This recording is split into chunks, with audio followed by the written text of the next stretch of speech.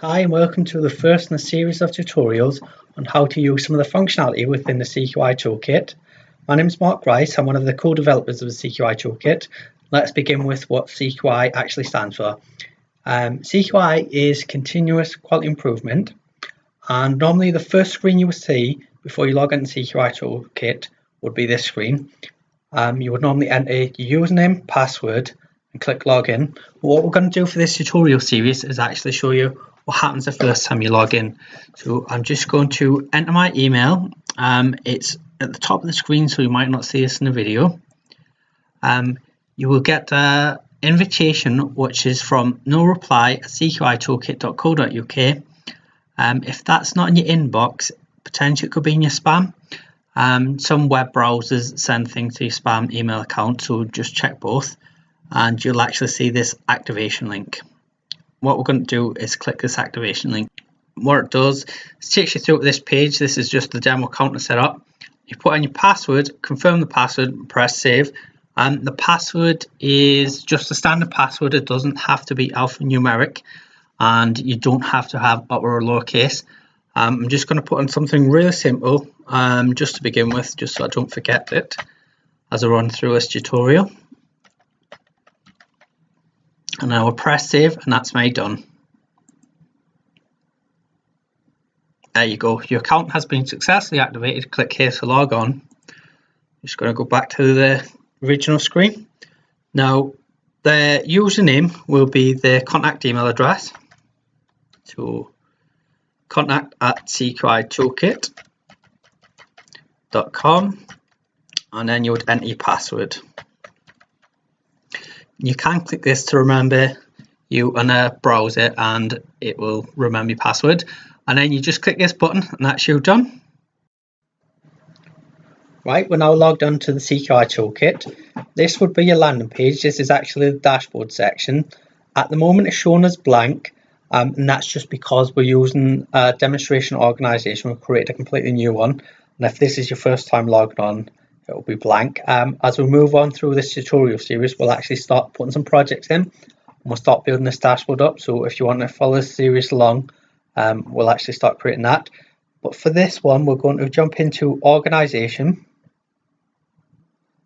Now we're on the organization. As you can see, all the details are blank. First thing we're going to do is go onto this bit, select logo to upload. We're just going to press select. And what we're looking for here would be an image, and we'll use this one. So you can see the logo has now been uploaded and it's actually shown there as well. Your organization name would appear in here. You can set the primary contact for your organization through here. It's blank at the moment because I haven't got anyone set up. We'll actually move on to that section later. You can enter the address of your organization and postcode, add users, and then create programs. So I'm just going to save this one and then we'll move on to some of the sections above. Right, that's now saved. As you can see, our logo's uploaded and shown on the screen. What I'll start doing is filling in some of these settings down the side. First thing we'll do is we'll go on to the domains. So depending on how your organization is structured, you may want to add or amend some of these. So all you do is you click on the few details and just hover over it, and the arrow changes to a little point symbol. Click that, and then I'm just going to type in something very generic for this one. Add domain. Obviously your organization might be structured differently. Press add and then save, and as you can see, that domain's now been entered. You can enter as many of those as you want. Corporate objectives and public health outcomes are completed in exactly the same way. Click on one, type in what you need to, press add and save. It does that. We'll go on to bands because it's structured slightly differently. As you can see down left hand side, we have NHS Agenda for Change bands 1 to 9. And we have the bottom and top points of the salary. As you'll see throughout the series, we actually use these bandings in some of the tools we've got within it. So we have some workforce reconfiguration tools and some cost time analysis tools. And what they actually do is they calculate the salaries from a midpoint.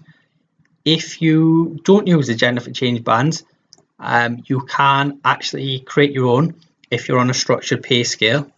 As long as you put the bottom and top points in, it'll calculate from a midpoint. If you don't use a structured pay banding system like that, you can put in free text bandings and it will calculate to the exact pound and penny. So any of these, if you want to change them, it's a case of you just click in the box, you can type in what you want and press save. But I'm just going to close this one because I don't want to mess with any of these because it's already set up for me. So once you've filled in all your corporate domains, corporate objectives, public health outcomes and bands, you probably want to move down to this section, which is add user. You just click on the add user button as shown. And that should then bring up this screen, the create user account. I'll show you how to create a user account, but please bear in mind that I'm using the admin account for this demonstration. So this top box organization will probably not be on your screen. And this one here, this option, admin super user, shouldn't appear in this drop down menu. You should only have these four underneath: the executive viewer, invited user, project user and super user. And I'll give you a brief explanation of what each of these different options do. Your executive viewer can see every project that's live within your organization, but they can't change or amend anything on those projects. Your invited user can only see projects they've been invited into, so they can't see any business sensitive information under your organization. And this invited user doesn't have to be a member of your organization. You can invite anyone into a project and only have access to that one project only. We have a project user who can create projects, but they only have access to projects they've created or been invited into. And we've got this final one, which is the super user, which is basically like an admin account for your organization. And super users can see every project within your organization and they can add to, delete, amend anything they want in them. But for the demonstration of this tutorial, I'm just going to select a project user. You would enter their full name, surname and username. The username is an email, so that's a bit confusing, but I'll go through and just give you a quick demo. So I'm just going to say demo account, and the email address I'll put on one that we use, so contact at CQI Toolkit.co.uk. What you would then do then is press save, and what it does is it sends out that link to the email which we went through at the start of this tutorial, and then that person can then come in to the project. Press save now. So we're now back to the organization home screen after I've invited the user. The next section down is add program. Click the blue button. You can add any programs that are live within your organization and a description if it's needed. So this first program, I'm just going to put CQI tools, and then any projects relating to CQI tools go here. Now you might want to have a different program that could be financial recovery. You could have another one for quick schemes. You could have another one for innovations and ideas. You can put as many as you want on, and you will click save, and that saves it. There you go, we've created our first program. When you get the screen that looks like this, you can delete that program off if you need to amend it. It's showing you there there's no live projects within it because we haven't created any yet, but you may wish to add it, amend or change this at any other point. So you just click this little edit box and it will bring it back up. So we might want to put it on as CQI training and then save that. Obviously you should change the description as well, but doesn't really matter.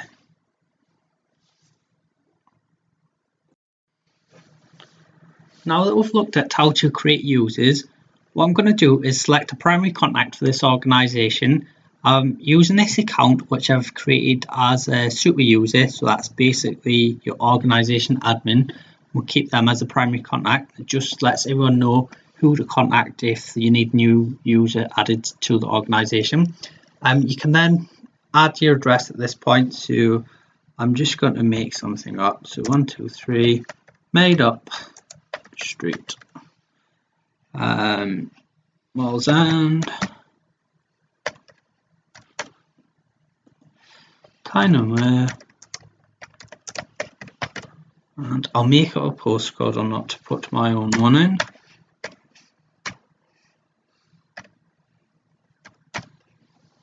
That's not my postcode.